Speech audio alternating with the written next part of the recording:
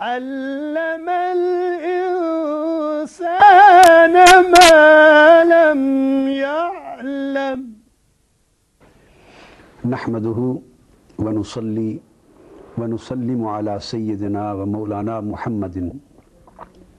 رسوله النبي الأمين المكين الحنين الكريم الرؤوف الرحيم اما بعد بسم اللہ الرحمن الرحیم۔ معزز سامعین و ناظرین، آج یہ امر اللہ جل مجدہ کی توفیق سے ہمارے لیے باعث مسرت ہے کہ ہم اپنے یورپ کے رہنے والے پاکستانی احباب کے لیے اور حضرات و خواتین کے لیے اور انڈو پاک سب کانٹیننٹ کے رہنے والے دیگر افراد کے لیے ایک اہم نوعیت کا سلسلہ وار خطاب شروع کر رہے ہیں، اور اس سیریز آف لیکچرز کی آج پہلی ٹاک ہے۔ میں نے اس ابتدا کے لیے قرآن مجید کی ان آیات کریمہ کو منتخب کیا ہے جن سے اللہ تبارک و تعالی نے امت مسلمہ اور انسانیت کے لیے اپنے آخری ڈیوائن میسج کی ابتدا کی۔ غار حرا کا وہ منظر جس میں قرآن مجید کی یہ 5 پہلی آیتیں ایک پہلے ڈیوائن پیکج کے طور پہ نازل ہوئی، اس وقت سرزمین عرب کی سوشو کلچرل کنڈیشن بڑی عجیب تھی، عربوں کی انٹلیکچول لیول بڑا عجیب تھا، ان کے ہاں لٹریسی اور نالج کی کنڈیشن بڑی تشویشناک حد تک ابتر تھی، ان کی اپروچ ہرگز ماڈرن یا ماڈریٹ نہیں تھی۔ ان حالات میں امت مسلمہ کو اللہ رب العزت نے جو پہلا پیغام عطا کیا، یہ آسمانی ہدایت کا پہلا باب تھا جس سے اسلام کی تعلیمات کا آغاز ہونے والا تھا، اور اس سے بڑی اسلامک سگنیفیکنس اور اس سے بڑا اسلام کی تعلیمات کے دائرے میں اس چیپٹر کا ریلیونس کیا ہو سکتا ہے کہ اللہ تبارک و تعالی نے اپنے وحی کے سلسلے میں اپنے پیغام کو انسانیت کی طرف بھیجنے کی ابتدا اس میسج سے کی، اور وہ میسج آف نالج تھا، پیغام علم تھا،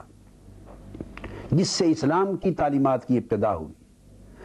جس سے بعثت محمدی صلی اللہ علیہ وآلہ وسلم آشکار ہوئی، اور جس سے آسمانی رشد و ہدایت کے سلسلے کا جو رابطہ ہے زمین پر عالم انسانیت کے ساتھ قائم ہوا۔ اللہ رب العزت نے فرمایا، اعوذ باللہ من الشیطان الرجیم، اقرأ بسم ربک الذی خلق خلق الانسان من علق اقرأ وربک الاکرم الذی علم بالقلم علم الانسان ما لم یعلم۔ حکم ہوا اپنے رب کے نام سے پڑھیے جس نے پیدا کیا، اس نے انسان کو رحم مادر میں ایک معلق شے سے پیدا کیا، من علق، ایک معلق شے سے، ہینگنگ میس سے پیدا کیا۔ پھر فرمایا پڑھیے آپ کا رب بڑا بزرگ و برتر ہے جس نے قلم یعنی پین کے ذریعے انسان کو سکھایا، سورس آف نالج دیا اور سورس آف ایجوکیشن دیا۔ اس نے انسان کو وہ سب کچھ سکھا دیا جسے وہ نہیں جانتا تھا۔ یہ وہ پیکج تھا، first package of divine revolution, جس سے قرآن مجید کی نزول کا آغاز ہوتا ہے۔ جب ہم اس پہ غور کرتے ہیں تو ان 5 آیتوں میں 5 پیغام ہیں۔ پہلی آیت کریمہ اقرأ باسم ربک، اپنے رب کے نام سے پڑھیے، یہ ریلیجس نالج کی طرف ہمیں متوجہ کر رہی ہے۔ آیت کریمہ کا یہ حصہ اسلامی الہیات اور اخلاقیات کی اکیڈیمک بیسز فراہم کر رہا ہے، اور ریلیجس نالج کے لیے ایک بنیادی فریم ورک کی اور بنیادی فاؤنڈیشن کی نشاندہی کر رہا ہے، اور پھر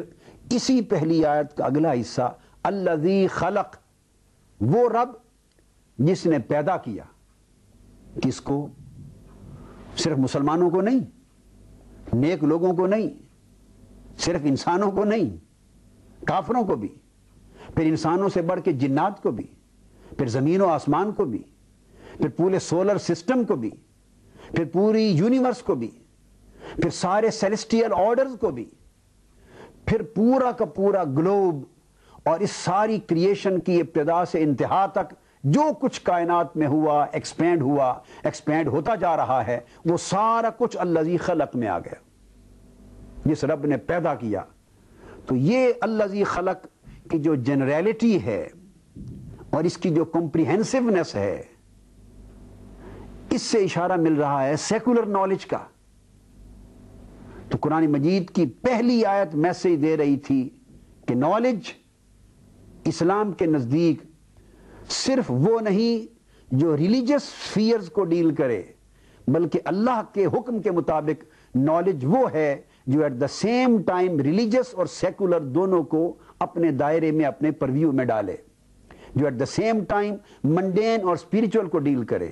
جو at the same time spiritual اور سیکولر کو ڈیل کرے، جو at the same time ethereal اور ارتھلی ورلڈ کے حقائق کو ڈیل کرے، جو ایٹ دا سیم ٹائم اس دنیا اور لائف ہیئر آفٹر دونوں کے مسائل کو حل کرے. اس پورے کی پوری ٹوٹیلٹی کو اللہ پاک نے علم قرار دیا اور فرمایا اس علم کے لیے آگے بڑھیے. تو اس کے بعد فرمایا خلق الانسان من علق، پھر اللہ نے انسان کو ہینگنگ ماس، رحم مادر میں معلق شے سے پیدا کیا. اس کو علق کو معلق شے کہتے ہیں. یہ اینڈومیٹریم جو یوٹرس کا ہوتا ہے، اس کے اندر جو ہینگنگ ماس ہے اس کو علق کہتے ہیں. تو پہلی آیت کریمہ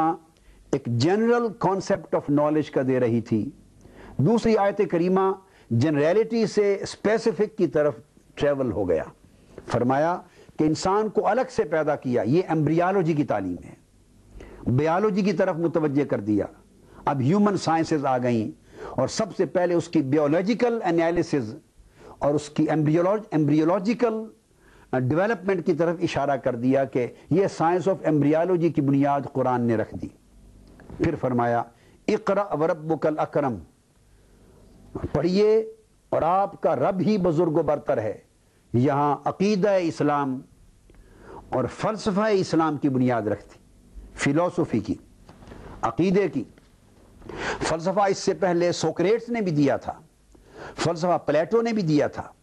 فلسفہ ارسطاٹل نے بھی دیا تھا. فلسفے کی تاریخ کا آغاز گریس سے شروع ہوا تھا. فلسفے میں ایک زمانہ عقلیت کا رہا، اس کے بعد ریشنلزم، ایک زمانہ حسیت کا رہا، پھر ایک زمانہ تشکیک کا رہا. فلسفہ تذبذب کا شکار ہوتے ہوتے مرحلہ وار ایک حقیقت کی تلاش میں سفر طے کرتا رہا. کبھی لوگ اس چیز کو حقیقت علیہ، الٹیمیٹ ریئلٹی سمجھتے رہے جو چیز عقل کے پرویو اور ادراک اور پرسیپشن میں آ جائے. جو کچھ پرسیویبل تھا لوگوں نے سمجھا کہ شاید یہ الٹیمیٹ ریئلٹی ہے. پھر فلسفے نے اس کی نفی کر دی. فلسفہ آگے بڑھا، اس نے کہا کہ نہیں، پرسیویبل نہیں، جو چیز پرسیویبل تو ہو یا نہ ہو مگر کنسیویبل ہو. عقلیت کی طرف آ گیا. عقل جس کا ادراک کرے that must be ultimate reality. پھر ایک وقت دو فلسفے کا وہ آیا جس نے اس کو بھی ریجیکٹ کر دیا کہ وہ بھی الٹیمیٹ ریئلٹی نہیں ہے. تو تیسری سٹیج پر جا کر فلسفہ تشکیک میں، شک میں مبتلا ہو گیا. تو فلسفے کی تشکیک کے دور نے یہ اعلان کر دیا کہ انسان کے تخلیق کردہ فلسفے اور انسان کی تخلیق کردہ سائنسز اور انسان کے تخلیق کردہ نالج وہ الٹیمیٹ ریئلٹی کا ادراک اور اس کی معرفت حاصل نہیں کر سکتے. وہ سوال جو فلسفے کو میسر نہیں آ سکا تھا، اس کا جواب قرآن کی پہلی وحی نے غار ہرا کے میسج کے ذریعے دے دیا. اقرأ وربک الاکرم، اے حقیقت علیہ کی تلاش میں سرگردہ انسان، تو کبھی فلسفہ حسیت کی دہلیز پر ٹھوکریں کھاتا رہا، کبھی فلسفہ عقلیت کی دہلیز پر ٹھوکریں کھاتا رہا، کبھی فلسفہ تشکیک کی گرد میں مارا پھرتا رہا، مگر انسانی فلسفوں نے کسی دور میں بھی تجھے الٹیمیٹ ریئلٹی کی معرفت عطا نہ کی. ان کو چھوڑ، الٹیمیٹ ریالٹی تمہیں غار ہرا کے اندھیروں میں اترنے والے نورانی پیغام سے مل سکتی ہے، اور وہ کیا ہے؟ اقرا وربک الاکرم، پڑھ اس رب کے نام سے جو ساری کائنات کا بزرگ و برتر ہے، جو کریٹر آف دا یونیورس ہے، جو لارڈ آف دا یونیورس ہے، جو چیریشر آف دا یونیورس ہے، جو سسٹینر آف دا یونیورس۔ تو اللہ تبارک و تعالیٰ نے اللہ تعالیٰ کی اپنی برتری کو بیان کر کے الٹیمیٹ ریالٹی کی راہ دکھا دی۔ علامہ اقبال نے کیا خوب بات کہی، فرمایا گزر جا عقل سے آگے کہ یہ نور چراغ راہ ہے منزل نہیں ہے۔ یعنی عقلیت اور حسیت کے پیدا کردہ فلسفے وہ راستے کا چراغ تو ضرور ہیں، تھوڑی زیادہ خبر راہ کی دیتے ہیں مگر منزل تک نہیں پہنچاتے۔ منزل پانے کے لیے عقل کی حدوں سے آگے، اور پھر وہ سرحد وحی شروع ہو جاتی ہے، سرحد علم ربانی شروع ہو جاتی، اس میں داخل ہونا پڑتا ہے۔ اصغر گونڈوی نے ایک بڑی پیاری بات کہی ہے اس مقام پر، وہ اس حقیقت علیاء کی معرفت میں اصغر گونڈوی نے کہا، تو دل میں تو آتا ہے سمجھ میں نہیں آتا، تو دل میں تو آتا ہے سمجھ میں نہیں آتا، بس جان گیا میں تیری پہچان یہی ہے۔ یہ وہ وحی الہی کا پیغام تھا جہاں سے انسان کو قرآن مجید نے الہیات اور عقیدے اور فلسفے کے ربانی اصولوں سے آشنا کیا۔ اس کے بعد پھر فرمایا الذی علم بالقلم، یہ رب وہ ہے جس میں انسان کو قلم یعنی پین کے ذریعے علم سکھایا۔ یہ سورس آف نالج ہے۔ میتھڈز آف ایجوکیشن کی طرف اشارہ کیا جا رہا ہے، اور سائنس آف ایجوکیشن، آج ایجوکیشن اٹ سیلف ایک سبجیکٹ بن گیا ہے، اور پھر آگے اس کی بے شمار برانچز ہیں۔ تو علامہ بالقلم نے سائنس آف ایجوکیشن کی بنیاد رکھی تاکہ اس کے ذریعے جتنے بھی ایجوکیشنل سائنسز ڈیولپ ہوں اور جن ذرائع کے ساتھ مطالعہ، تصنیف، تالیف کے ساتھ ڈیولپ ہوں، اس کی بنیاد قرآن مجید نے رکھی۔ اور یہ وہ دور ہے جب عرب قلم سے لکھنا گناہ سمجھتے تھے، لکھنا نہیں جانتے تھے، بلکہ لکھنے کو باعث عار سمجھتے تھے، یاد کر لینے کو علم سمجھتے، لکھنے کو جہالت سمجھتے۔ یعنی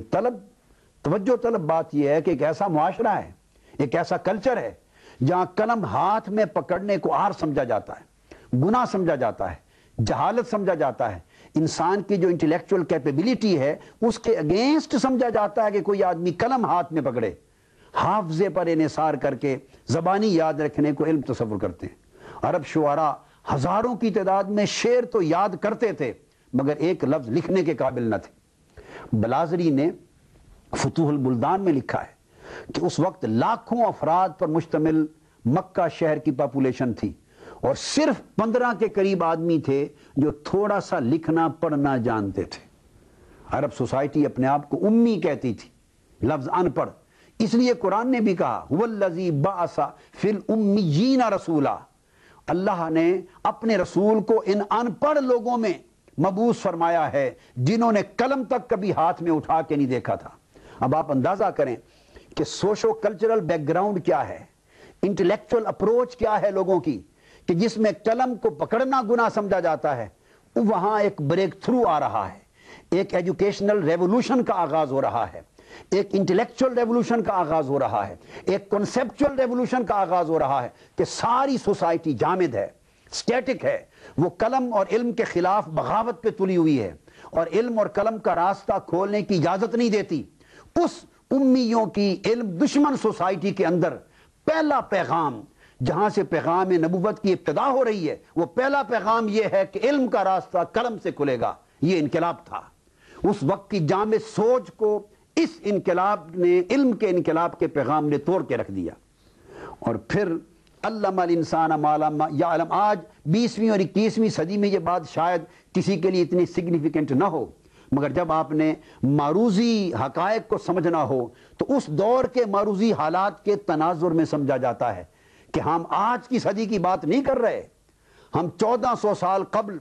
اس وقت کی بات کر رہے ہیں جب امریکہ دریافت نہیں ہوا تھا،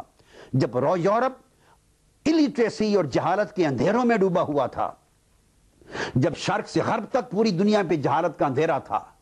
جب کوئی یونیورسٹی نہیں تھی، کوئی کالج نہیں تھا، کوئی مکتب نہیں تھا، کوئی فروغ علم کا سامان نہیں تھا، ہر طرف جہالت کے اندھیرے چھائے ہوئے تھے، اس میں امیوں کے اندر مبعوث ہونے والے رسول غار حرا سے پیغام علم لے کر آتے ہیں اور یہ پیغام دیتے ہیں کہ انسانیت کا عروج علم کے بغیر ممکن نہیں، امتوں کا عروج علم اور نالج اور ایجوکیشن کے بغیر ممکن نہیں، امتوں اور انسانی معاشروں کا فروغ، ڈیولپمنٹ اور ایڈوانسمنٹ علم کے بغیر ممکن نہیں۔ اور علم بھی وہ جو صرف ریلیجن کا نہیں ہے، جو سیکولر نالج ہے، جو سائنٹیفک نالج ہے، جو ہیومن نالج ہے، جو ایمبریالوجی کا نالج ہے، جو اناٹومی کا نالج ہے، جو ورلڈلی تمام سائنسز کو اپنے پرویو میں لیتا ہے، اس سوشیالوجی کے نالج کو، اس سائیکالوجی کے نالج کو لیتا ہے اور ایجوکیشن کے نالج کو لے کے ایک اتنا بڑا ریولوشنری بریک تھرو تھا، ایک باب تھا۔ اور پھر فرمایا علم الانسان ما لم یعلم، پھر اس بریک تھرو کے بعد اللہ نے انسان کو وہ سارا کچھ سکھا دیا جسے وہ نہیں جانتا تھا۔ اس کا مطلب یہ ہے کہ وہ تمام علم کے گوشے، وہ تمام علم کے میدان، وہ تمام علم کے سفیئرز اور وہ تمام سائنس کی مختلف قسمیں اور برانچز جن کا کوئی پرسیپشن نہ تھا اس وقت کی دنیا کو، جن کا کوئی کنسیپشن نہ تھا اس وقت کی دنیا کو، جن کا کوئی اندازہ اور اسیسمنٹ بھی نہ تھی کہ اس دنیا میں یہ سائنسز بھی وجود میں آ سکتی ہیں۔ قرآن مجید نے کہا کہ حضور صلی اللہ علیہ وسلم کی بعثت نے دنیا کی تمام سائنسز کے دروازے کھول کے رکھ دیے۔ میڈیسن کا نالج بعثت محمدی سے شروع ہوا، فزیالوجی کا نالج بعثت محمدی سے شروع ہوا، ایمبریالوجی کا نالج بعثت محمدی سے شروع ہوا، بوٹنی اور اناٹومی کا نالج بعثت محمدی سے شروع ہوا، کاسمولوجی کا نالج بعثت محمدی سے شروع ہوا، فزکس اور ایسٹرو فزکس کا نالج بعثت محمدی سے شروع ہوا، اسٹرانومی کا نالج بعثت محمدی سے شروع ہوا، کلچر بعثت محمدی سے شروع ہوئی، موریلٹی بعثت محمدی سے شروع ہوئی، لا اور انٹرنیشنل لا اور جورسپروڈنس بعثت محمدی سے شروع ہوئی، ہیومن رائٹس بعثت محمدی سے شروع ہوئے، کانسٹیٹیوشن بعثت محمدی سے شروع ہوا۔ الغرض تمام انسانیت علم کے جتنے گوشوں سے آشنا تھی، محمد مصطفیٰ کے مبعوث ہونے کی دیر تھی، اندھیرے چھٹ گئے اور علم کے نور نے شرق سے غرب تک پوری دنیا کو علم کے پیغام کا آشنا کر دیا۔ اور اس طرح اس دنیا میں علم کا سفر سرزمین مکہ اور مدینہ سے حضور صلی اللہ علیہ وسلم کی بعثت کے ساتھ شروع ہو گیا۔ پھر قرآن مجید نے یہ بیان کیا سنوریہم آیاتنا فی الآفاق وفی انفسہم حتی یتبین لہم انہ الحق، کہ ہم آپ کو اپنی نشانیاں، اللہ رب العزت فرماتے ہیں اپنی ڈیوائن ایگزسٹنس کی نشانیاں، اللہ کے وجود کی نشانیاں، یعنی اس علم کو آج کا تصور بڑا محدود ہے۔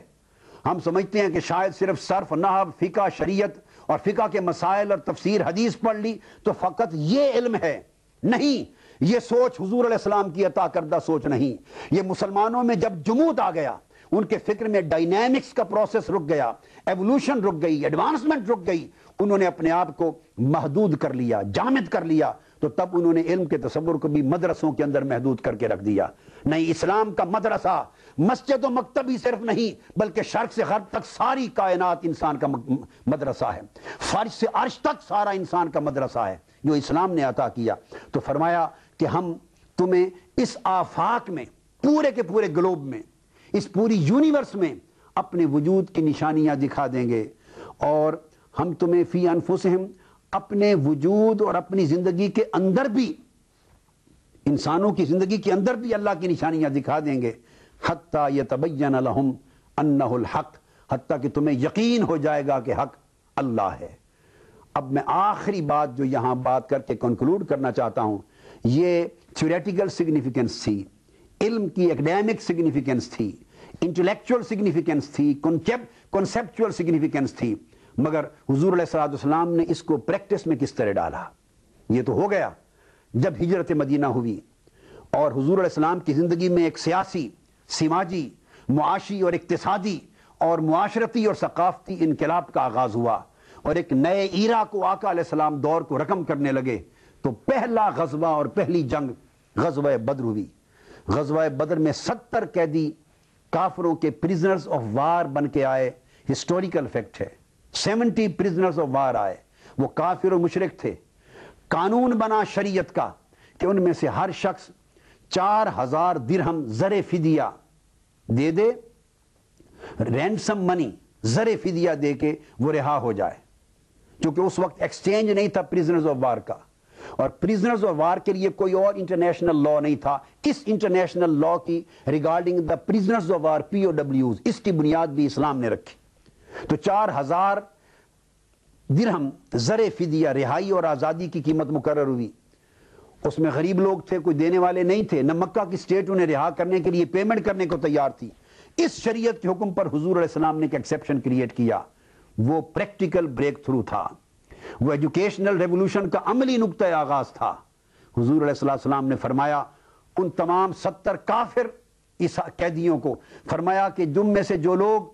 رینسم منی دے کے رہائی کی استطاعت نہیں رکھتے، میری آپشن ہے اور آفر ہے کہ جو کافر قیدی میرے مدینہ کی سرزمین کے 10 ان پڑھ بچوں کو تعلیم دے دے، لکھنا پڑھنا سکھا دے، اس کے 4000 درہم معاف کر دیے جائیں گے اور رہا کر دیا جائے گا۔ 10 بچوں کو تعلیم دینے کے عوض 4000 درہم چھوڑ دیے گئے۔ آپ اندازہ کریں کہ اہمیت کا تناسب کیا تھا۔ اس وقت بیت المال کو ضرورت تھی، پبلک ایکسچیکر کو، اسٹیٹ کو خزانے کی ضرورت تھی، پیسہ ریکوائرڈ تھا۔ پیسہ 4000 درہم کا مخدوش مالی حالات میں چھوڑ دیا اور اس پر 10 بچوں کی تعلیم کو پریفرنس دی، اس لیے کہ حضور نے سمجھا تعلیم سے بڑی دولت اور تعلیم سے بڑا سرمایہ کسی قوم کے لیے نہیں ہے۔ اور آخری میسج جو اس میں دیا، وہ تعلیم دینے والے کافر قیدی تھے، مسلمان نہ تھے۔ تنگ نظری کے تصور کو توڑ کے رکھ دیا، ورنہ سمجھتے یہ کیسے ممکن ہے کہ تعلیم دینے کے لیے کافر ہو اور بچے جن کو تعلیم دی جا رہی ہے وہ مسلمانوں کے ہوں؟ یہ تو بات خراب ہو جائے گی۔ آقا علیہ السلام نے irrespective of their religion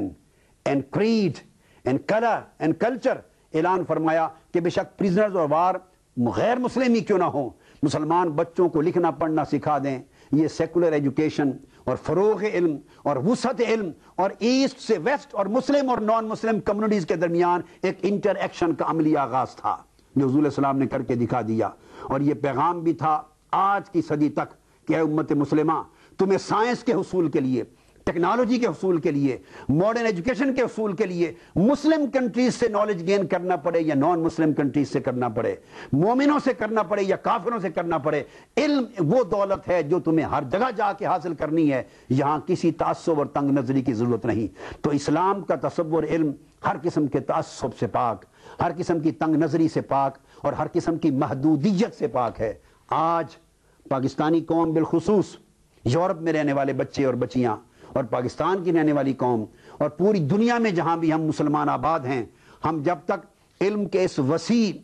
متحرک اور انقلابی تصور کو اڈاپٹ کر کے اپنی زندگی میں ٹاپ پریورٹی تعلیم کو نہیں دیتے، اس وقت تک قوم اٹھ نہیں سکتی۔ اور آج میرا پیغام پاکستانی قوم کے نام یہ ہے کہ اگر ہم پاکستانی قوم کو whether we are living in Europe or in Pakistan، اگر پاکستانی قوم کو من اصل قوم زندہ کرنا چاہتے ہیں، 21ویں صدی میں ایک آزاد باعزت اور ترقی یافتہ قوم کے طور پہ 21ویں صدی میں داخل کرنا چاہتے ہیں اور اقوام عالم، ترقی یافتہ اقوام عالم کے شانہ بشانہ پاکستان اپنے ملک اور اپنی قوم کو سرخ رو اور بلند باعزت قوم بنانا چاہتے ہیں، تو ہمارے پاس سوائے علم کے اور کوئی راستہ نہیں ہے۔ ہمیں جہالت کو چھوڑنا ہوگا، جمود کو چھوڑنا ہوگا اور سائنسز، ٹیکنالوجی اور ماڈرن نالج کے ساتھ ہمیں آگے بڑھنا ہوگا۔ یہ آج کے دور کا سب سے بڑا اسلحہ ہے، اس اسلحہ کے ساتھ ہم پوری دنیا کو کیپچر کر سکتے ہیں۔ شکریہ، والسلام علیکم ورحمۃ اللہ وبرکاتہ۔